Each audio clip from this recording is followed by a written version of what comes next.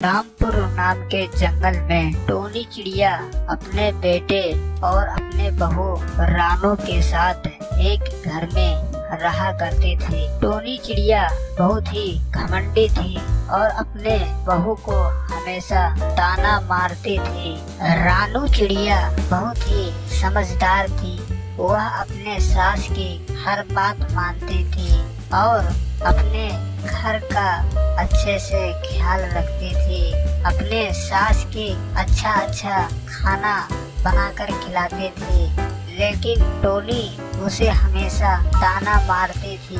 रानू चिड़िया अपने पति कालू कौवा से बोली, सासू माँ हमें रोज ताना मारती रहती हैं, इससे मैं काफी परेशान हो गई। कालू जी, आप हमें गरीब घर से शादी करके लाए हैं, इसीलिए सासू माँ हमें रोज ताना सुनाती हैं कि ये गरीब घर की बहू लाकर मेरे सर पे बिठा के रखा है, इसे मैं एक दिन में आग लगा के जला दूंगी और अपने बेटे की फिर से नई शादी करवाऊंगी और बहुत सारा दहेज मिलेगा।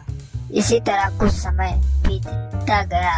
एक दिन की बात है, कालू किसी काम के लिए बाहर चला गया और रानू चिड़िया अकेले ही घर में खाना पकाने लगी और इधर टोनी चिड़िया घर में तेल डालकर और माचिस लगा दी।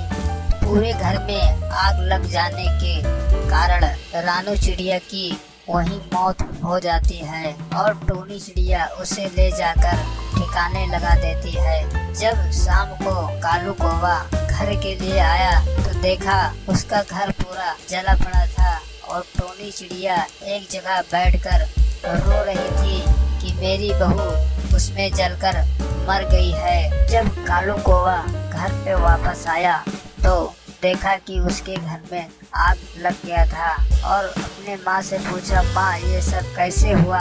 और टोनी चिड़िया बात बना के उसे कही कि घर में आग लगने के कारण मेरी बहू जल के मर गई है। कालू कौवा सारी बात समझ लिया और वह भी आग में कूद गया। चिड़िया का जो लालच था कि एक नई बहू लाऊंगी, सारा लालच खत्म हो गया।